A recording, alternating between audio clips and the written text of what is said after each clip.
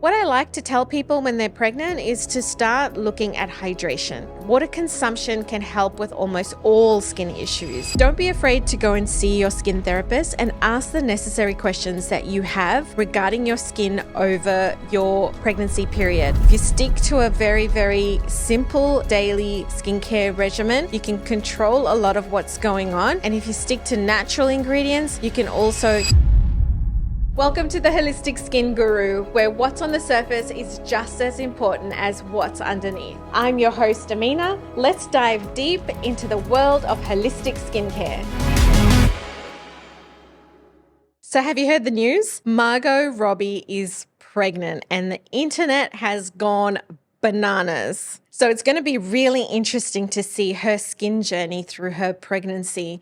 And there'd be a lot of you out there that are thinking of having kids, thinking of getting pregnant, or are already pregnant or breastfeeding. And we need to really think about your skin journey through this crucial time in your life and how you're going to manage it. Your skin will be changing throughout your pregnancy and it will become more sensitive throughout. With the increase in female hormones, estrogen and progesterone, we see that onset of sensitivity. Additionally to this, there's no harm in maintaining your skincare routine. However, some ingredients are deemed unsafe or not tested for and considered safe in pregnancy. So check your products, read the labels, and ask questions when you're purchasing products to make sure that they're right for you during this vital time in your life. Because the skin absorbs them and it may impact on the development of your unborn child. Now, sunblock is going to be your best friend during this time. When you're pregnant, dark spots, melasma, and dull skin are common. When applying an appropriate sunscreen with an SPF of 30 or higher, we can help deal with these issues and sun sensitivity. Now, I'm just going to digress a little bit here and explain what the SPF means, because a lot of people don't understand the sun protection factor. They just go for the highest number. What it comes down to is your skin and how quickly it takes for you to burn in the sun. So for example, if you are using an SPF 15, it doesn't mean that it's an inferior product to an SPF 30. All it means is that you need to apply that SPF probably more regularly than you would an SPF 30. Are you with me? So for example, if it takes you 10 minutes to burn in the sun and you are wearing an SPF 15, you multiply the sun protection factor against the number of minutes that it takes for you to burn. So that'll give you a number of 150. I think that's the right math. And in 150 minutes, you need to reapply. So people with different skin Fitzpatricks, that means different shades of skin, you will burn at different rates. So you need to figure out what it is for you and how long it takes for you to burn to understand which SPF is going to be right for you. Like for example, myself, I can wear an SPF 30 and apply it at 8 o'clock in the morning and I'm good till about 5 o'clock in the evening.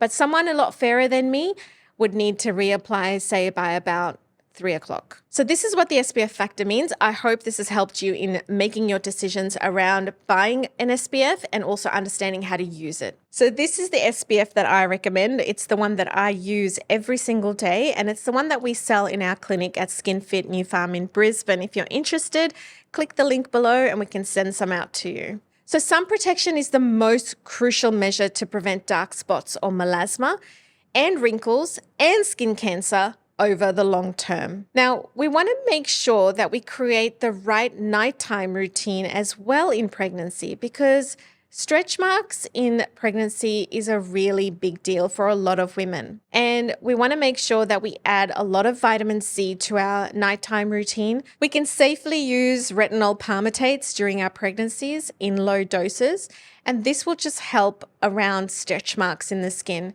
We want to keep the skin nice and hydrated. I would look at using an African shea butter, make sure it's organic. This will just help to keep the skin nice and hydrated and moist and supple so that those stretch marks don't occur. It's an excellent idea to also incorporate an antioxidant such as a vitamin C into your pregnancy. You want to incorporate a vitamin C into your daily routine because this is going to keep the health of your skin and help your skin to glow.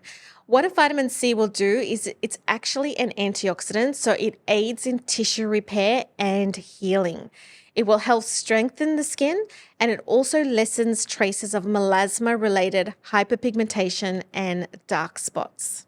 Now, you may experience breakouts and oily skin during pregnancy, and this is due to normal hormonal changes during your pregnancy as your hormones fluctuate.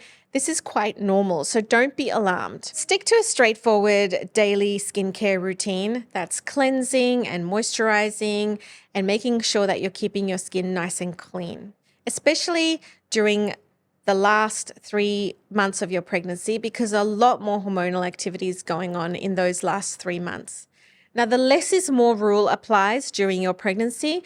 This means less products on your skin means less irritation, or the sensitivity that you would normally feel during a pregnancy won't really trouble you as much. Avoid pesky ingredients, products that contain lactic acid, glycolic acid, niacinamide, hyaluronic acid, azelaic acid, and L-ascorbic acid are just too active when you're pregnant. Now, some people are going to freak out and they're going to say, but I need my hyaluronic acid.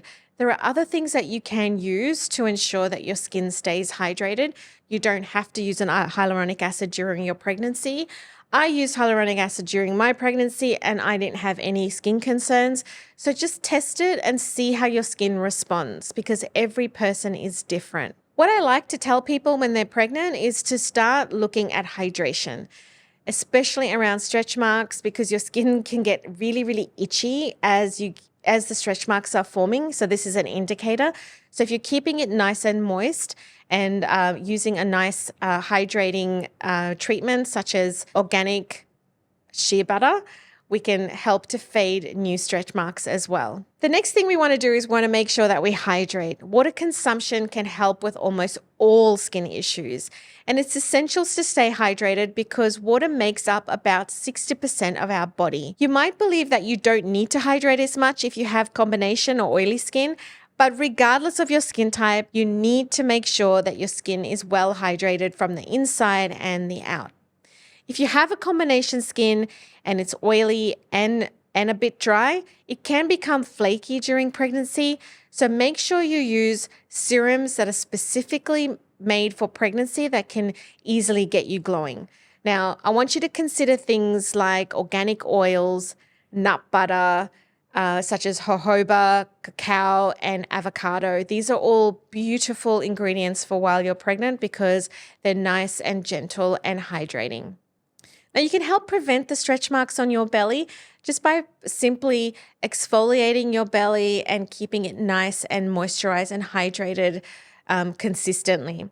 If you exfoliate frequently, it'll make the blemishes and the brown spots on your face less noticeable, and it will fade them. And it will also help to remove any dry or dead skin cells and help to reduce and prevent stretch marks, and will help your moisturizer penetrate your skin properly because we want that product efficacy in the skin. I would reduce exfoliation on my face to once a week, regardless of whether you're oily or dry, and on your tummy at least twice a week, just to make sure that as the skin stretches, you're making sure you're getting rid of those dead skin cells and keeping the skin nice and moist. We want to stay away from harsh substances because it's very easy for us to have a flare-up of acne during our pregnancy. So we want to stay away from anything that contains salicylic acids, benzoyl peroxide, or anything that's really harsh. These are excellent outside of pregnancy. During pregnancy, we want to avoid them entirely. Now, after you've had your skincare routine, you may want to take a nap because with so many do's and don'ts in every area of your life, it's normal to become overwhelmed quickly. But keeping up your skincare regimen is imperative to maintain a minimal skincare regimen to avoid irreversible changes that could be easily avoided by simple skincare now during your pregnancy. Avoid any chemical treatments. You might want to be tempted to schedule a chemical peel appointment with your beautician due to sudden hormonal acne or melasma, but don't. please don't. Any beauty procedures or facials that should be avoided, even the tiniest amount of electricity touching your skin at all costs. Avoid lasers, cosmetic surgery, chemical peels until after the baby is born. And any good provider will tell you this. So if anyone wants to do a chemical peel on you and you're pregnant, they are not a good provider and you need to steer far away from them. Again, we want to make sure that your hormone levels are not going to affect your skin, resulting in issues like acne.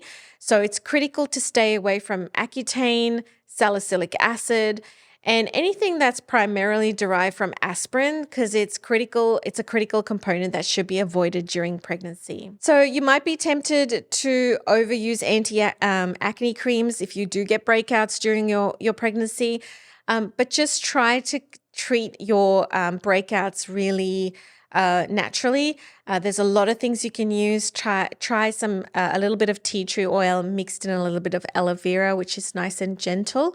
We have something in our range that contains both of those ingredients that it's nice and gentle on any breakout that will just help to heal and dry out that breakout for you. Because let's face it, who wants to use harmful chemicals on their body that can eventually harm the development of your baby? Choose products with mild AHAs instead, like lactic acid or glycolic acid if you must. I hope these tips have helped all the pregnant mamas out there who are afraid to do things.